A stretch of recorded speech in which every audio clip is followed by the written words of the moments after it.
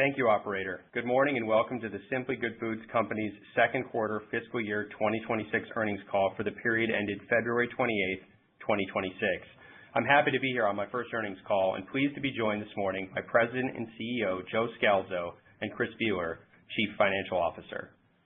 A copy of our earnings release and accompanying presentation is available on the investors section of the company's website at thesimplygoodfoodscompany.com.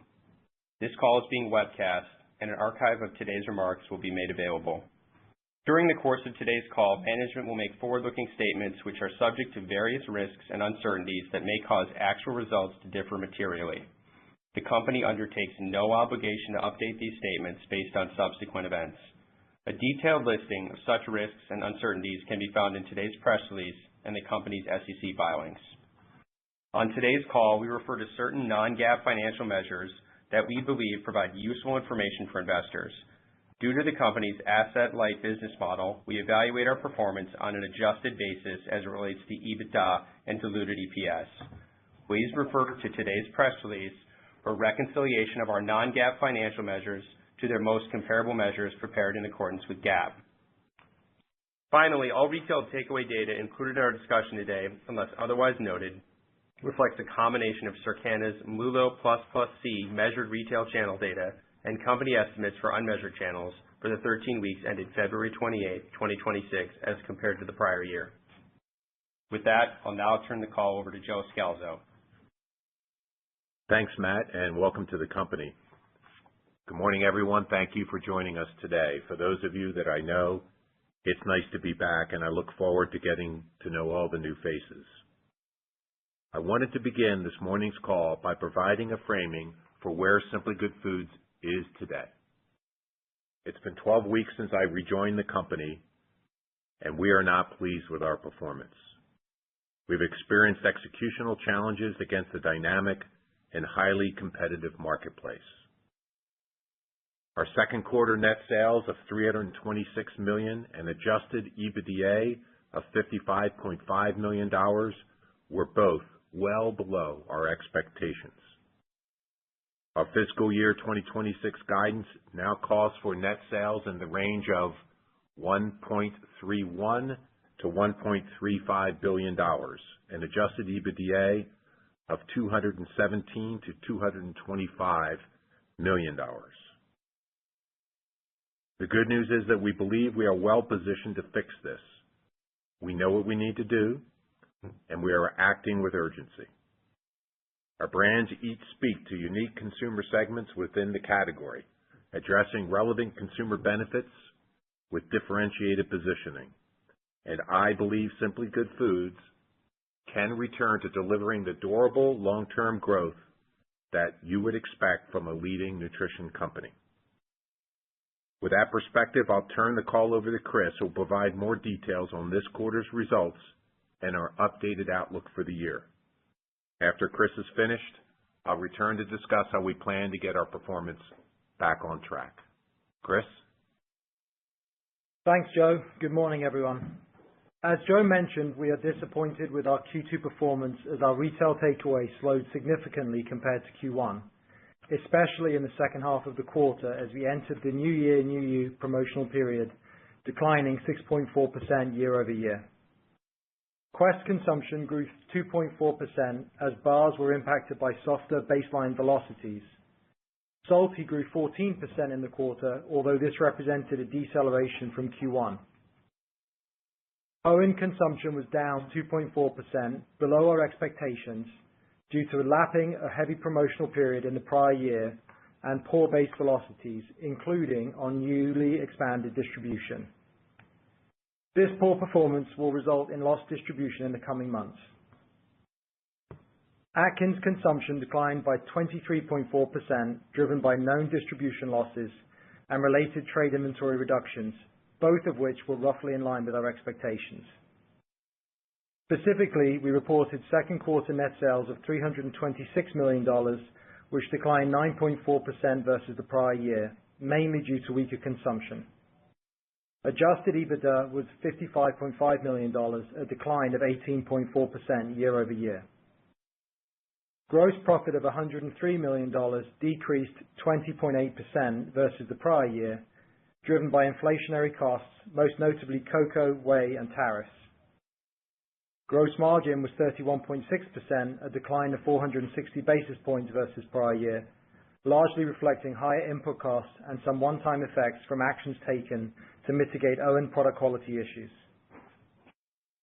Excluding $3.9 million of one-time OWYN integration expenses in the current year period and a $0.4 million non-cash inventory purchase accounting step-up adjustment expense related to the OWYN acquisition that occurred in the same period last year, gross margin was 32.8%, a 350 basis point decline versus the same period last year. Selling and marketing expenses of $28.2 million were down 19.7% versus prior year, primarily the result of the previously planned pullback in Atkins marketing. G&A expenses of $34.9 million decreased 3.2% versus the prior year period. Excluding for the current period $4.5 million in restructuring costs, integration expenses of $0.8 million, and term loan transaction fees of $0.2 million, for the prior year period integration expenses of $2 million and term loan transaction fees of $0.7 million, G&A declined 12% to $29.3 million, mainly due to a reduction in our short-term incentive accrual. It is worth noting that given the management transition, we increased our focus on controlling G&A costs earlier this quarter. I will speak to this in more detail in a moment. On a GAAP basis, we had an operating loss of $213.3 million compared to income from operations of $54.7 million last year due to a non-cash loss on impairment of $249 million related to the OWYN and Atkins brand assets. Net interest expense was $5 million, while the effective tax rate was 26.8%. Net loss was $159.7 million, down from net income of $36.7 million last year, primarily due to the impairment I noted a moment ago. Moving to the balance sheet and cash flows, as of the end of Q2, the company had cash of $107.4 million and an outstanding principal balance on its term loan of $400 million, bringing our net debt to trailing 12-month adjusted EBITDA to approximately 1.2 times. The company bought back almost 5 million shares in the second quarter. We have spent approximately $240 million repurchasing over 10% of our outstanding common stock over the past 12 months, including approximately $190 million this fiscal year. As of April 9, 2026, the company has approximately $182 million remaining under its current share repurchase authorization. Year-to-date cash flow from operations was $58.2 million compared to $63.3 million last year. Capital expenditure was $7.6 million, reflecting the investment to support additional capacity in our salty snacks business that we've previously discussed. This month, we kicked off a major initiative to reduce total fixed costs in our company. The objective of this work is to improve G&A structure by reducing staffing while increasing functional excellence in key areas, realigning our use of external agencies and brokers, and increasing efficiency in our manufacturing and logistics approaches. As a result of this effort, we will improve the shape of our P&L to provide improved profitability and generate fuel for increased brand investment. We expect the total one-time cost of these initiatives will be approximately $15 million, which includes costs already incurred in the CEO transition. Finally, moving to our updated outlook, we now expect the following. Fiscal year 2026 net sales are now expected in the range of $1.31 billion to $1.35 billion, representing a decline of between 10% and 7% respectively. This assumes weaker consumption trends and expected distribution losses. GAAP gross margins are now expected to decline in the range of 300 to 350 basis points. This is a result of slightly higher input costs, especially whey, cost of mitigating the OWYN product quality issue, and a slight delay in realized cost savings due to lower volumes. We continue to expect sequential improvement in the rate of year-over-year gross margin change, including Q4 margin expansion. We plan to hold marketing spend at planned levels to strengthen our brand equities and drive consumption. Our expectations for G&A include the partial year benefit from the major initiative previously noted to reduce fixed cost in the company. Fiscal year 2026 adjusted EBITDA is now expected in the range of $217 million to $225 million, representing a year-over-year decline of 22% to 19% respectively. We continue to expect our full-year effective tax rate to be roughly 25%. Our expectations on interest expense and capital expenditures remain unchanged. Given shares repurchased year to date, the company expects a weighted average diluted share count of approximately 92 million shares outstanding. As it relates to the third quarter, we expect net sales in the range of $328 million to $339 million, which represents a decline of 14% to 11% versus prior year. This incorporates consumption levels similar to what we experienced in the second quarter. We expect adjusted EBITDA in the range of $46 million to $50 million, representing a year-over-year decline of 38% to 32%, as we hold marketing investment in line with plan. Finally, I would note that our outlook assumes current economic conditions, consumer purchasing behavior, and prevailing tariff rates will remain generally consistent across the company's fiscal year. I will now pass the call back to Joe. Thanks, Chris. Let me reiterate where I began today's call. We're not satisfied with our current performance, and we see a clear opportunity to improve our choices and our execution across the business. While we believe the long-term fundamentals of our category, our portfolio, and our company capabilities are compelling, our recent results have not met our expectations, and we are taking immediate and fundamental actions to turn around both our financial and in-market performance. Before I talk about our plans, let me step back and tell you why I remain optimistic and energized about the growth opportunities for our business. First, we compete in a trend-right consumer category that continues to show solid growth, even as much of the broader food and beverage industry has experienced pressure. From a U.S. household perspective, the purposeful nutrition category still has significant room to expand, with meaningful runway for continued growth. The category also continues to benefit from powerful consumer tailwinds, health, wellness, the use of protein, and the increasing role of convenient snacking and meal replacement in consumers' daily routines. Importantly, it also remains a predominantly branded category with limited private label, which reflects the pace of innovation required to compete successfully. This category backdrop will always attract new entries, and we've seen some targeted directly at our business recently. With that said, we have competed effectively through this type of activity in the past, and will do so again moving forward. At the same time, the broader food and beverage landscape is impacted by the growing adoption of GLP-1 medications. While these therapies are changing how some consumers approach eating, they are also reinforcing the importance of nutrient-dense foods, particularly those high in protein and lower in carbs and sugar, as consumers focus on maintaining muscle mass and overall nutrition balance in a lower-calorie environment. We believe these trends remain highly consistent with the nutritional principles that underpin our brands.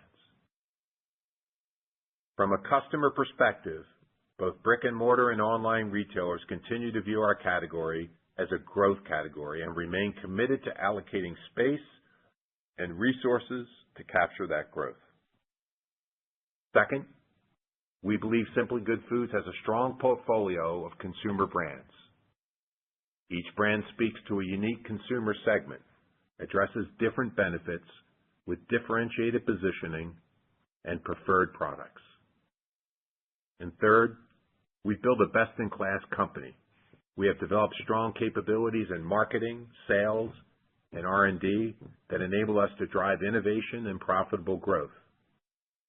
In addition, our asset-light manufacturing and distribution network remains an enviable operating model that provides flexibility, scale, and high free cash flow for investment. Importantly, we also have significant retail scale within the category aisle and serve as a category advisor to many of our largest retail customers. However, it's clear that our performance has not reflected the strength of our company or the potential of our brands. Strategies shifted, priorities were not always clear, and execution did not consistently meet the standard required to compete at a time when competitive activity was increasing, particularly on bars. As a result, we made some strategic choices that ultimately weakened our performance and limited our ability to fully capitalize on the opportunities in front of us. Since returning to the role, I have focused on taking a clear-eyed assessment of the business to ensure that we have the discipline, the consistency, and the operational excellence required to compete and win. This work is already well underway, and we are acting with a sense of urgency. Before moving to our portfolio, I believe it's worth stepping back and highlighting a few structural issues within the business that have contributed to our recent performance. Over the past several years, we've experienced erosion in overall household fundamentals across the portfolio. In a category like ours, growth ultimately depends on continually recruiting new consumers into our brands while growing loyalty and buy rate. Consumer recruitment requires the proper economic structure in the business. For us, this was characterized by gross margins approaching 40%, with sustained marketing investment around 10% of sales, and adjusted EBITDA margins approaching 20%. The shape of our P&L has moved far from this ideal structure, with gross margins in the middle 30s, reductions in marketing spend as a percent of sales, and G&A dollars growing faster than our underlying business. As a result, our ability to consistently invest behind our brands has been constrained, which has ultimately led to slower household penetration growth, declining buy rate, and pressure on brand performance. To succeed, we will address these structural issues. Our turnaround beliefs moving forward are clear. We will relentlessly attack inefficiency in our supply chain. We will use pricing action as necessary to help offset cost inflation over time. We will be less reliant on price promotion. We will lower our fixed overhead structure while improving key areas of functional expertise. We will restore more consistent investment behind our brands. We'll focus more of our brand innovation on the core business with bigger consumer-driven ideas. And we will use ROI to evaluate the effectiveness of every marketing investment. We believe turning these concepts into actionable plans will lead to improvement in our economic structure. The good news here is that we've already started that work. We have built capacity in our supply chain and R&D organizations to systematically improve efficiency, attack cost, and lower our total cost of delivered goods. You will see that play out as we close out this fiscal year and move through fiscal year 2027. We have already identified low returning customer spend and are targeting its elimination in fiscal 2027 to reduce our reliance in that area and rebalance our consumer and customer investments. We will assess the use of pricing to regain the gross margin we lost to inflation over time. Lastly, as Chris mentioned earlier, we have a major initiative underway to immediately reduce our fixed cost structure. Specifically, we're taking aggressive actions to lower our G&A investments. When completed by the end of this fiscal year, we will have an organization that is the right size with the right capabilities to compete and win. With that broader context in mind, let me now turn to our brand portfolio and the role we believe each brand plays in our strategy moving forward. I'll start with Quest, a billion-dollar retail brand, the most important brand in our portfolio, and the primary driver of our long-term growth. We believe Quest remains one of the most differentiated brands in the entire category, with significant growth runway ahead. We bought Quest in 2020, confident that it would become a huge success given the strength of its core promise. Quest has built its position by delivering a unique combination of great taste and highly differentiated nutritional profile. Since its founding, the brand has focused on using high-quality, dairy-based proteins that provide the full spectrum of essential amino acids while avoiding ingredients that can cause blood sugar spikes. That positioning has resonated with a broad range of consumers that has helped Quest build strong loyalty and equity. Solid growth in household penetration has continued for Quest. However, recently we've experienced a slowdown in buy rate, partially due to elevated competitive activity, which has resulted in slowing consumption on the brand. At the core of the Quest franchise are two key product platforms, bars and chips. Together, these products represent the foundation of the brand and approximately 80% of sales.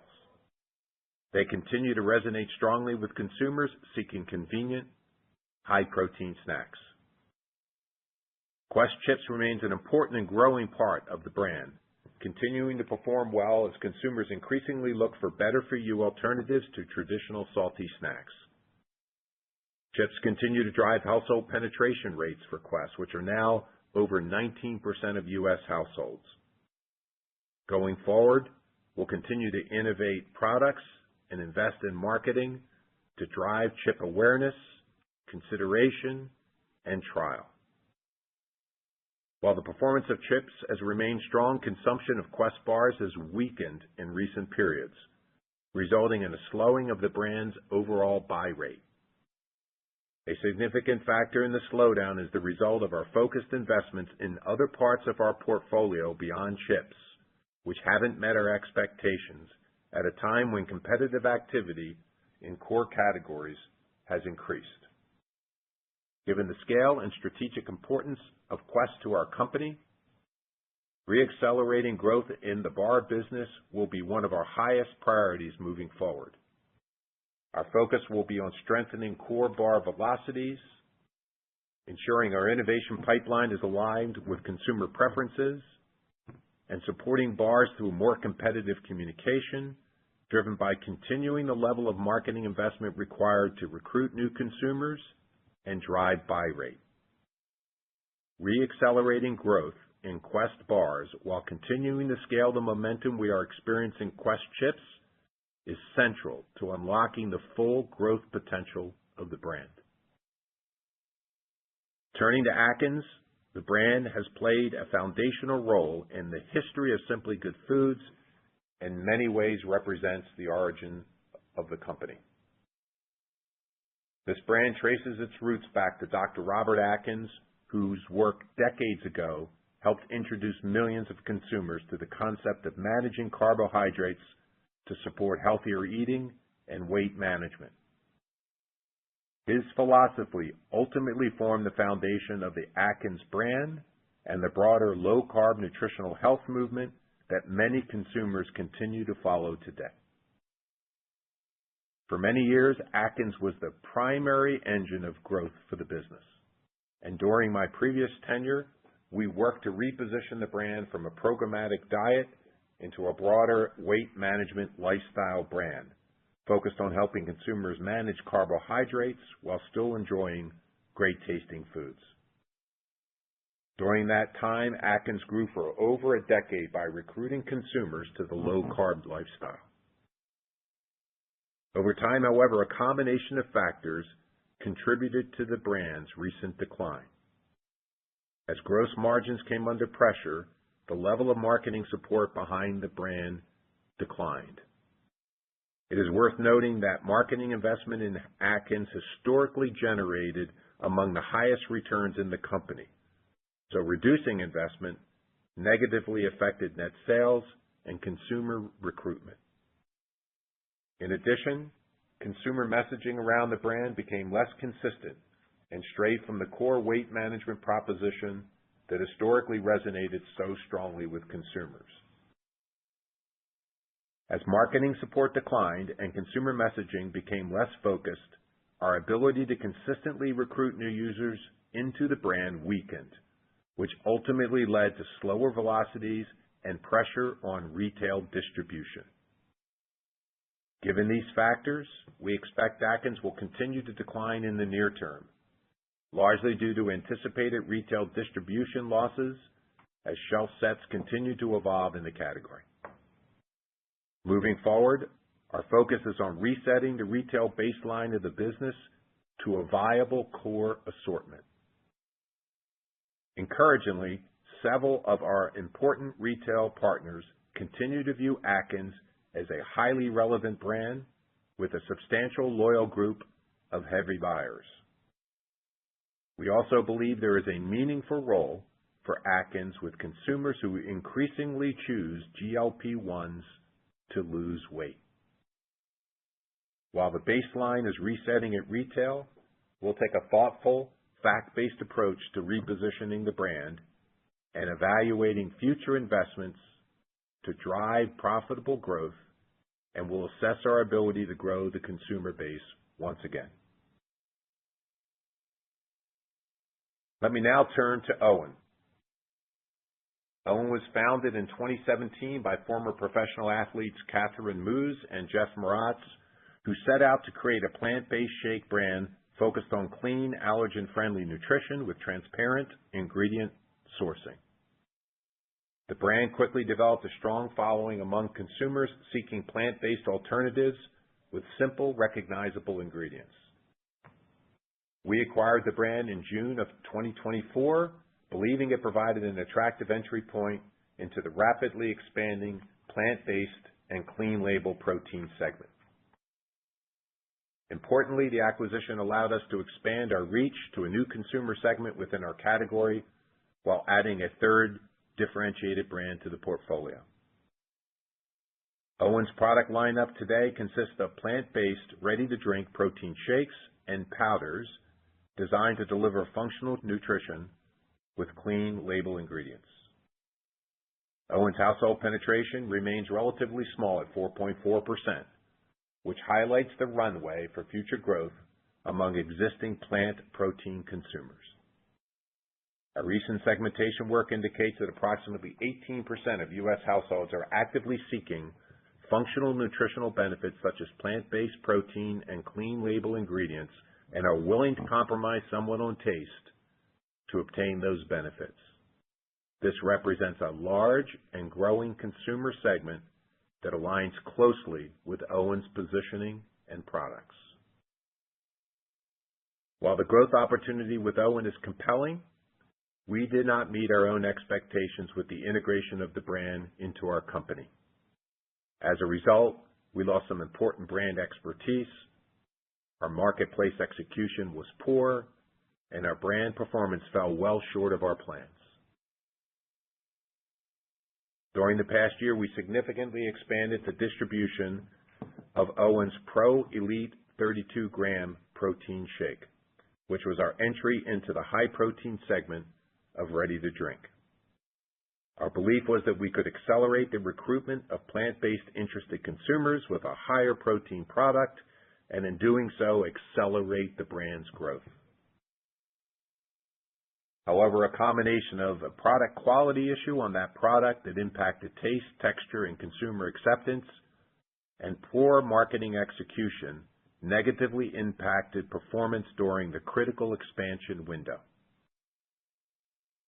While the product quality issue has been addressed, the retail performance of Pro Elite, as well as of a number of line extensions, did not meet retail velocity expectations, and we expect some near-term distribution losses over the next year. Given the interest in plant-based protein and the strong brand equity in OWYN, we believe that we will restore growth to OWYN once the near-term reset is behind us. Looking ahead, we'll refocus on the OWYN winning playbook, which includes marketing to drive awareness, consideration, and trial, and pacing distribution expansion of our core products in a disciplined manner to ensure strong velocities and sustainable growth for the brand over time. In summary, the role of each brand in our portfolio is as follows. Quest is our growth engine and our largest, most important brand.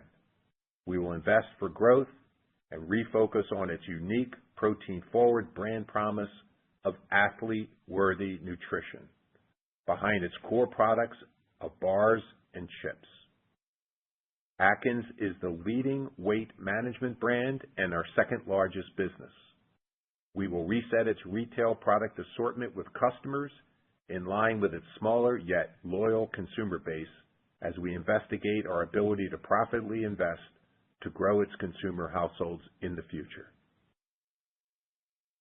And lastly, OWYN is our entry into clean, plant-based protein.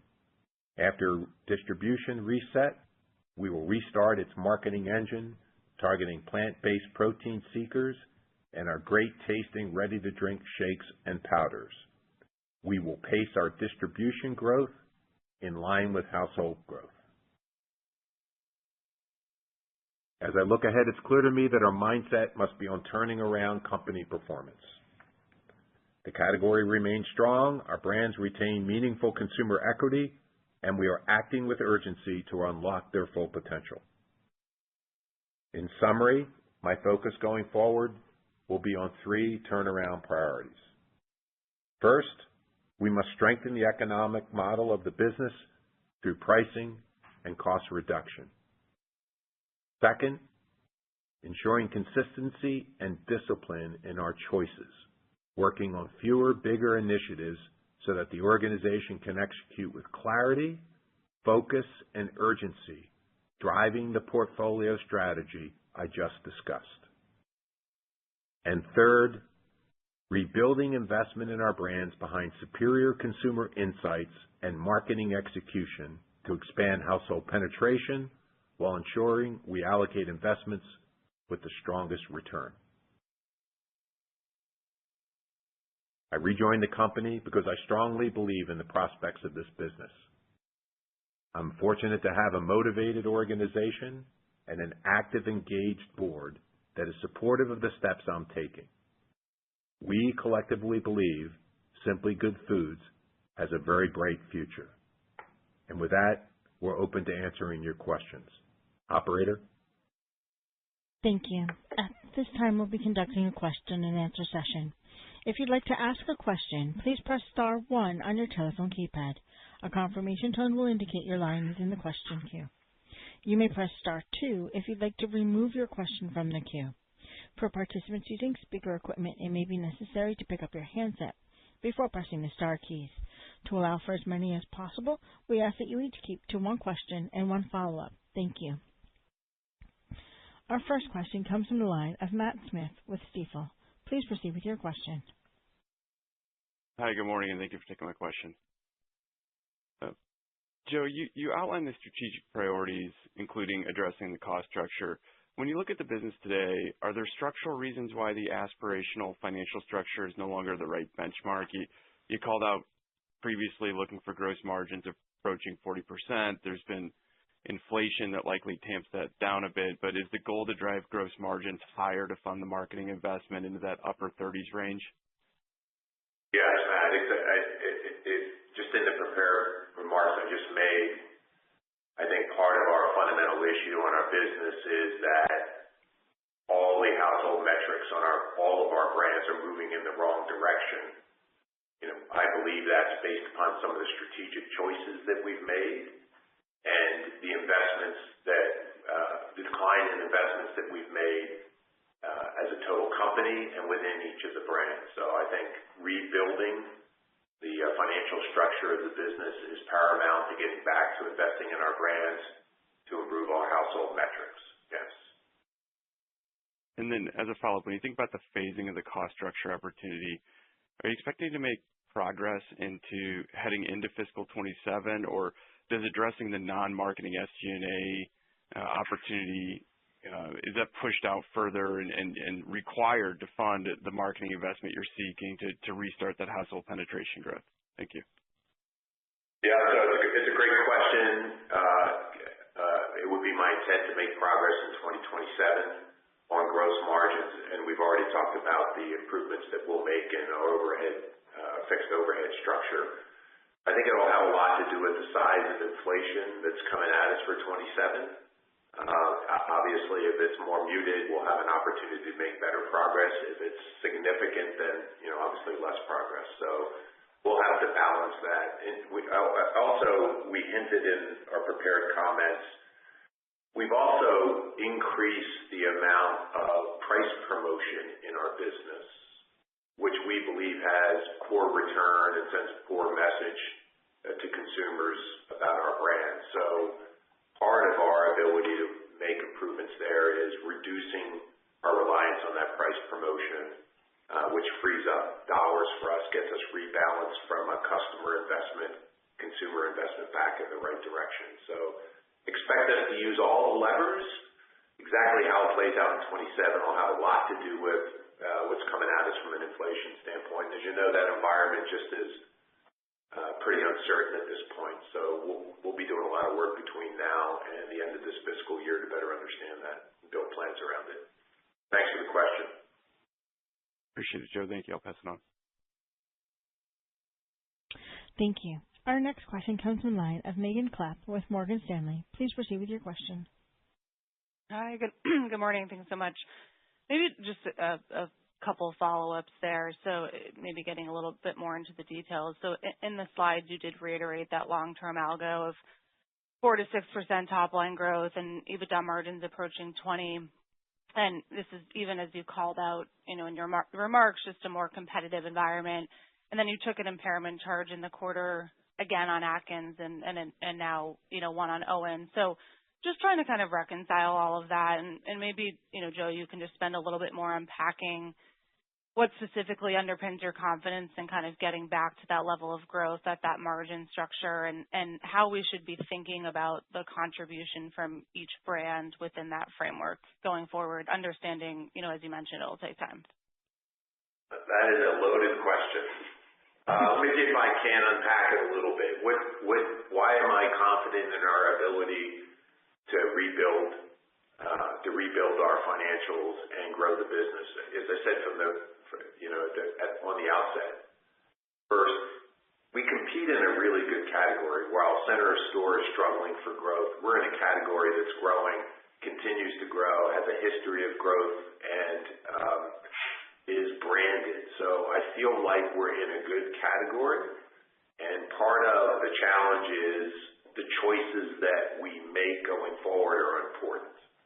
So I would say, first of all, good category. Second, I inherited just a terrific company. We have capability broadly and deeply in this organization, pretty much in every function. And in my earliest days here, they are driven to work well together, to cross-functionally execute well, and they're committed to excellence. So for us, it then just comes down to our choices, the choices that we make, and how well we execute against those choices. I like the portfolio of brands that we have. So I like Quest as our key brand and key growth driver. I think Atkins, while we've made some mistakes with it, is uniquely positioned to capture growth around the emerging use of GLP-1s. And OWYN, I think the acquisition of OWYN was a smart one, right? I love the plant-based protein space. I love the brand. I love the runway. We just got to execute better. So I'm relatively confident that we've got the right portfolio, we've got the right company, and we're in a good category. It's about the choices that we make, fewer, bigger ideas that we work on, get focused back on the fundamentals, and start executing better. So that's why I'm confident. What I would say is confident in our ability to improve there. Exactly how that plays out, what growth I can get from each of the brands over time, that's still work that we've got to do and we got to figure out over time. But I'm confident we'll get to the financial profile we talked about, and we'll get back to that algorithm. It's just there's going to be some resetting that's going to take place just based upon some of the decisions we've made in the past. And once we get that behind us, we'll get this company back on track. Okay, thanks, Joe. And that's maybe a follow-up for Chris. So the back half, I think 3Q implies kind of mid-teens EBITDA margins and then stepping up to closer to high teens in the fourth quarter. So two-part, can you just walk us through kind of the primary drivers of that step up, part one, and then secondly, is that 4Q level kind of a reasonable run rate to think about as we look ahead? Just again, trying to reconcile with some of the comments that the turnaround will take time. You've got some investments you clearly want to make. You also have the expectations for cost savings and efficiency coming in 27, and hopefully some cocoa recovery too. So just trying to understand the puts and takes. Thanks. Yeah, thanks. So first of all, as we've talked about on previous calls, we have a relatively backloaded year on several aspects, right? One, we took a price increase in Q1. That's flowing through, obviously, in Q2. That's going to continue flowing through the rest of the year. We have a pretty aggressive productivity program, which again we just started. That's been ramping all year. That gets into full swing by Q4. One of the elements that we did talk about in the prepared remarks is the slight reduction on total productivity driven by the lower volumes. That's really driven by the fact that the inventory flow through is just not going to come through as much as we expected, but still significantly driving savings year over year. And then finally, we have, as we talked about again on the prepared remarks, the fixed cost reduction program Joe just mentioned is already underway, and we will have the first quarter of savings on G&A coming through in Q4. That's also helping on the EBITDA level. Okay. Thank you.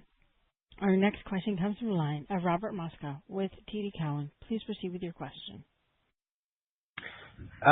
Hey, thanks, Chris. I wanted to dive into some of those tailwinds a little bit more. I think we all thought there was a pretty substantial cocoa cost deflation benefit that was coming your way, maybe as soon as fourth quarter and then into fiscal 27.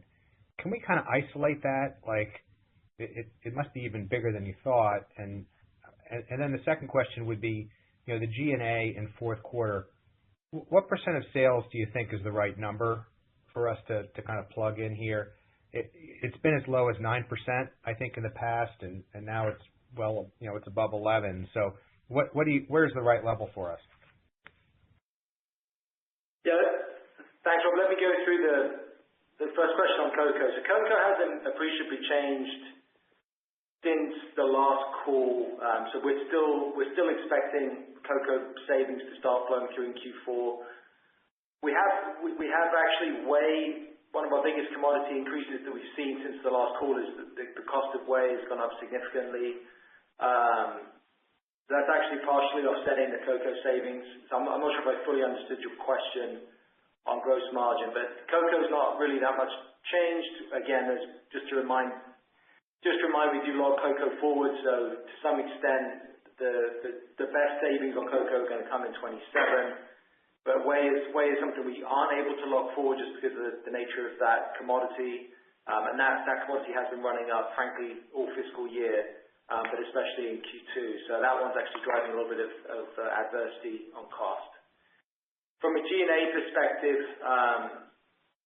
we are going to have the first quarter of savings on G&A. There's obviously some puts and takes, but somewhere in the 10% range is probably a reasonable go forward assumption, and we'll give a lot more detail on that when we get into that 27. But when you see the Q4 P&L, that'll be a pretty good baseline just as a starting point.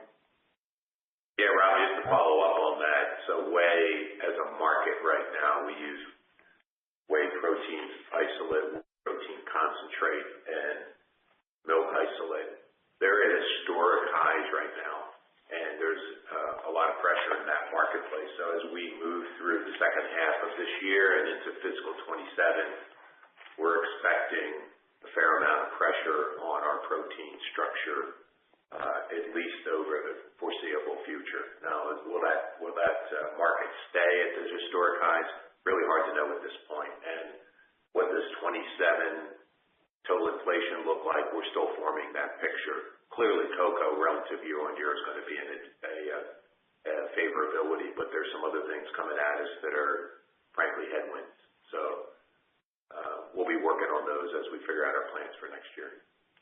Okay, and Joe, this kind of leads to the follow-up here is you talked about price increases being part of the strategy, but you also talked a lot about weaker velocities, losing some distribution with retail, and then competition. So are the brands healthy enough for more price increases at this time? And where do you see the bigger opportunities to do it? Yeah, I think I believe a lot of our performance are the choices that we've made and the quality of the execution that we've delivered has a lot to do with our performance. So I've always been, Rob, a believer that 10% of this is what happens to you and 90% of it is what you do about it. So I think I'm going to focus on the 90%. I do believe our brands are valuable. I do believe that we will have to price and can price and have that ability. Our most recent price increases, elasticities have been kind of what we expected. So, if we continue to see inflation, you would expect us to use all the levers available to us to more than cover that inflation. And use marketing to invest back in the business. If you look at the fundamental metrics around brand health, that's households. So are we growing households? Are we growing buy rate? All those metrics on our brands have been deteriorating as we've moved through the last 26 weeks, which is not a good place to be, which says we need to make better choices, we need to make better investments, and we need to execute better. And that's what we intend to do. Okay, thank you. You're welcome. Thank you. Our next question comes from the line of Steve Powers with Deutsche Bank. Please proceed with your question. Hey, great. Thank you and good morning. Joe, I wanted to focus on the slowing base velocity within Quest chips and bars and maybe get a better sense for your root cause diagnosis on each, because my sense is there may be a little bit of nuance and differential between the two. Just kind of what you're seeing as the main driver or drivers and how that informs your plans to re-accelerate that. Yeah, I think it first starts with at the highest level for the brand, right? That are we focused on the right things for Quest? So 80% of the business is chips and bars. Are we using a preponderance of our marketing investment against those forms? I think that's the first place to be. And my assessment would be no, not. So you're going to see a refocusing of our efforts against the core of the business. The second thing is I think you then start looking at every element of the marketing mix.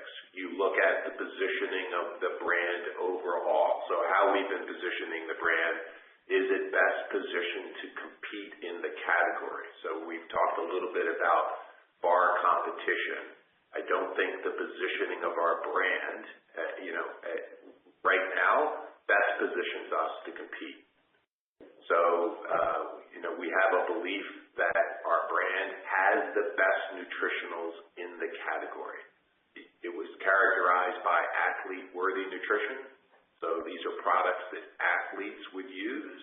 They're that good, and you don't have to compromise with taste. You will see us go back to that positioning, which I believe is harder hitting than where we've been before.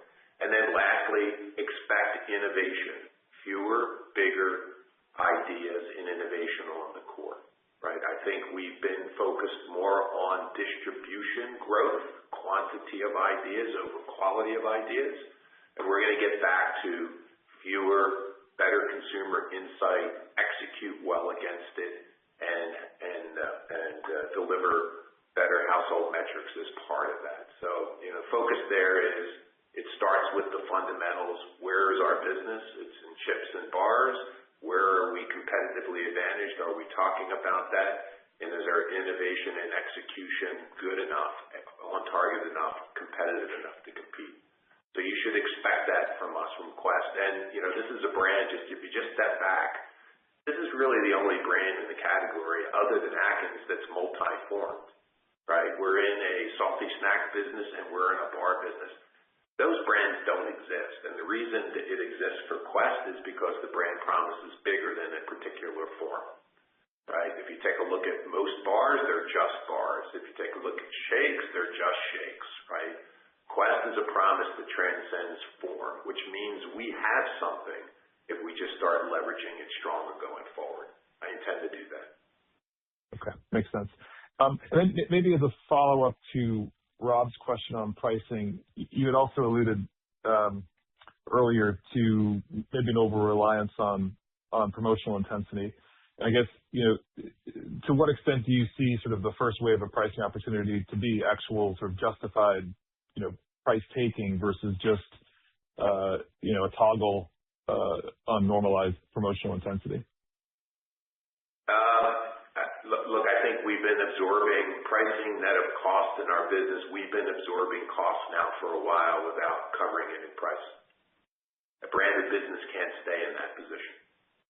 So we have justification to take price in front of us right now. The question for me is what's going to come at us next year, and if I think between reducing price promotion, increasing pricing, how much of that can I do in any one year just based upon the current situation? But expect us to use every lever here, right? We can't sit in the mid-30s in gross margin and believe we've got a branded business that we can differentiate and drive positive household metrics on. So expect us to be more aggressive in that area. Exactly how the plans play out will have a lot to do with the external environment and what's going to happen from a cost inflation standpoint. Look, we also live in a time now, last 2.5, 3 years, that there's constant inflation, right? So pricing has to be a core capability of your organization, your ability to get pricing, hold pricing,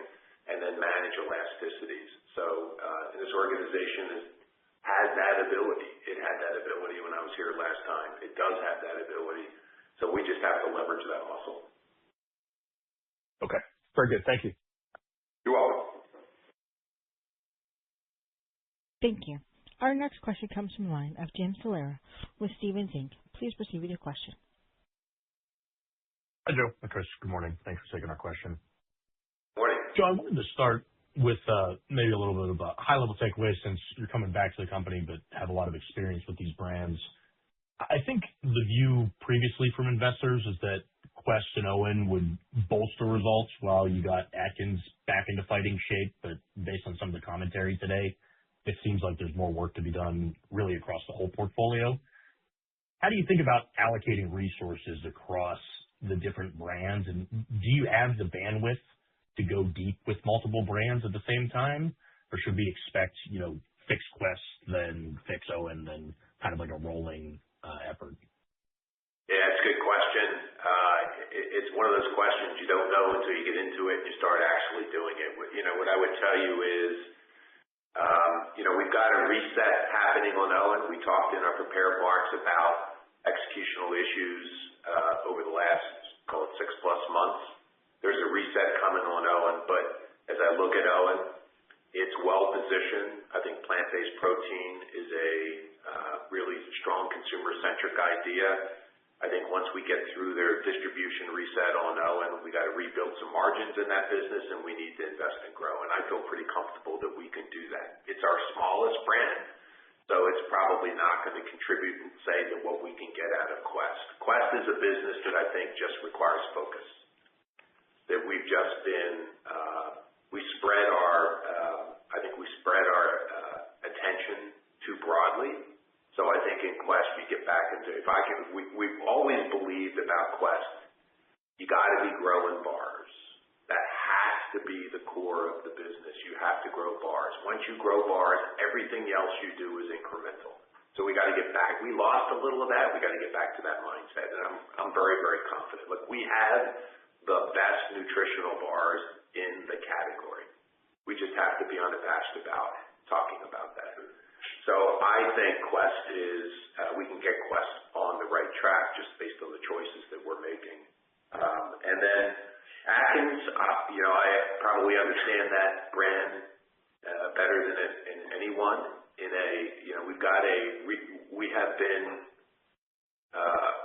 We've seen eroding gross margin, which has led to less marketing investment, and this is a business that has been all about marketing investment to grow the size of the brand franchise, more people in it.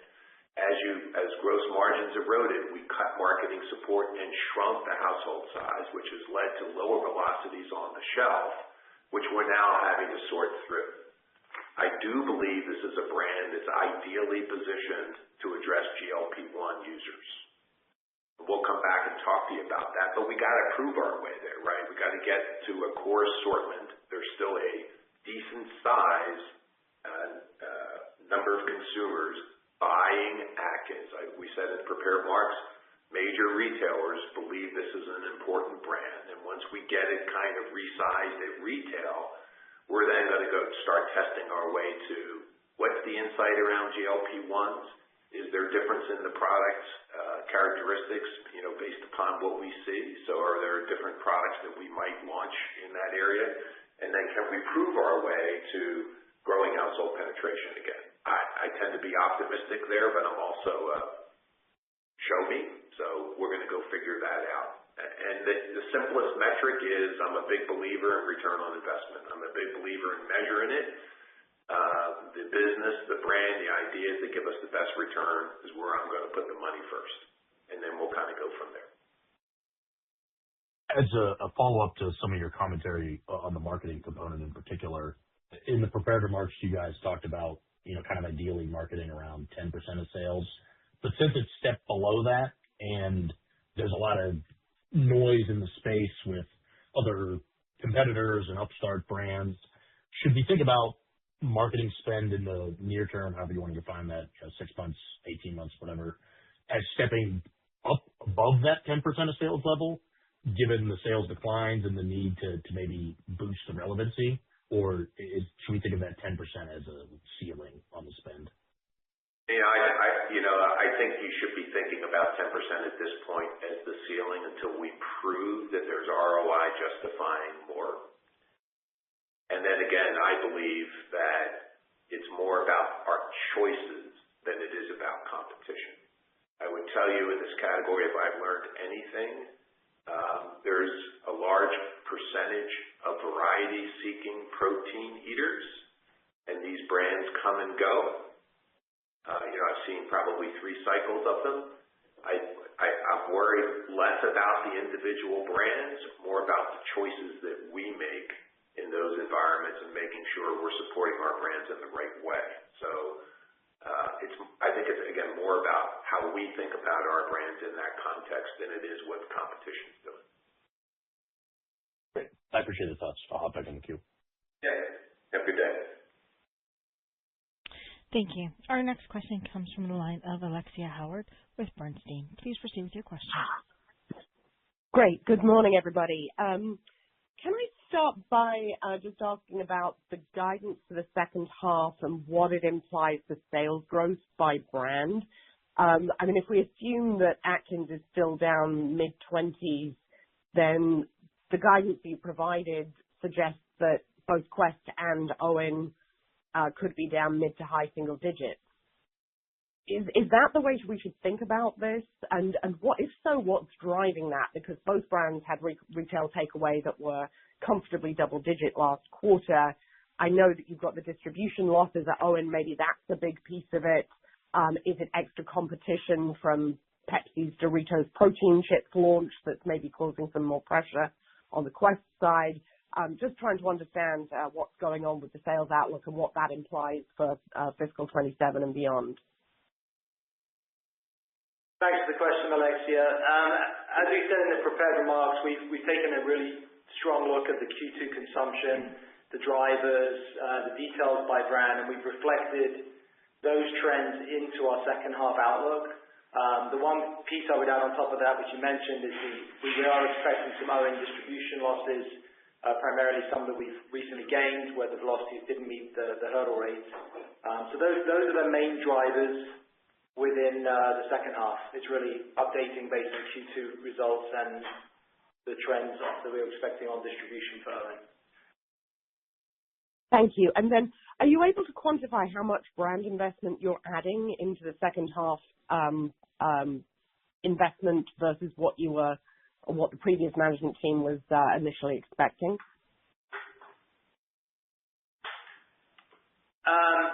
What we said again on the prepared remarks is that we were holding the full year to the original planned amount.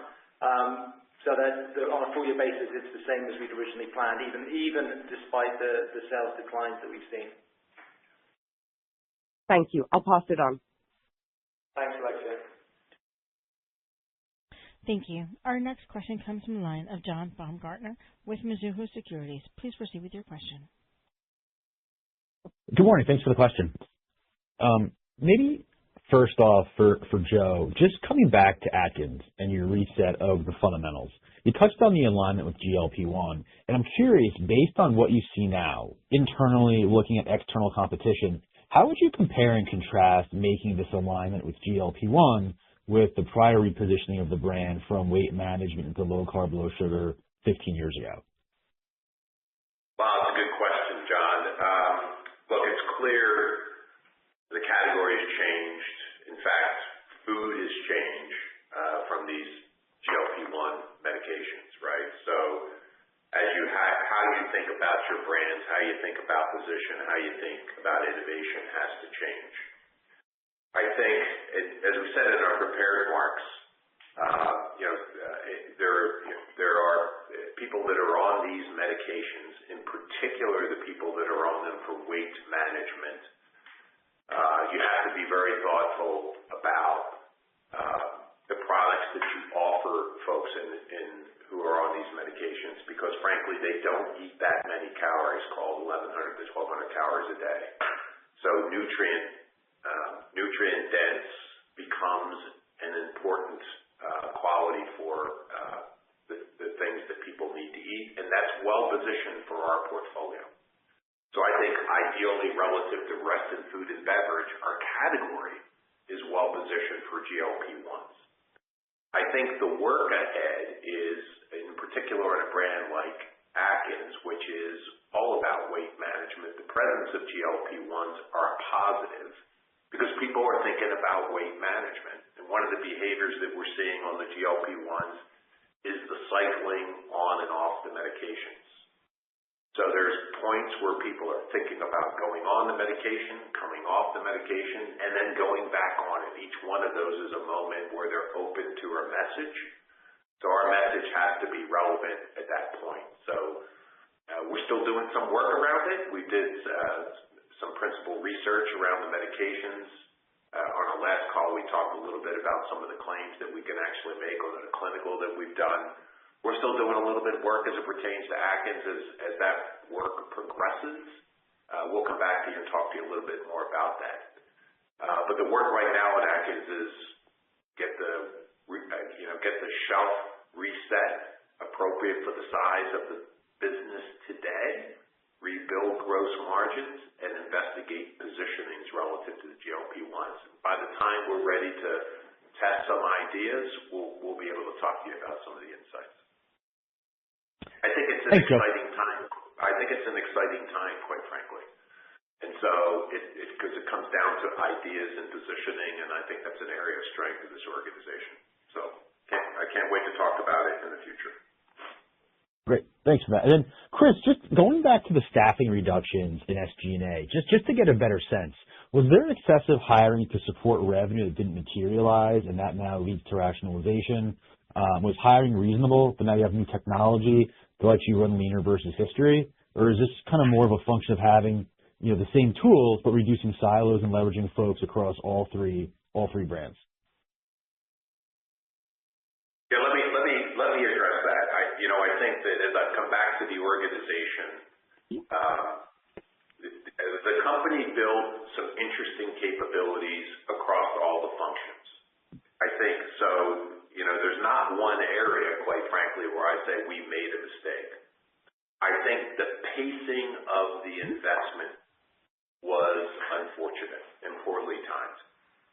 So I would say we need to get back to in getting to the structure that we want to be at right now. We made some choices on where we had to be excellent from a functional standpoint.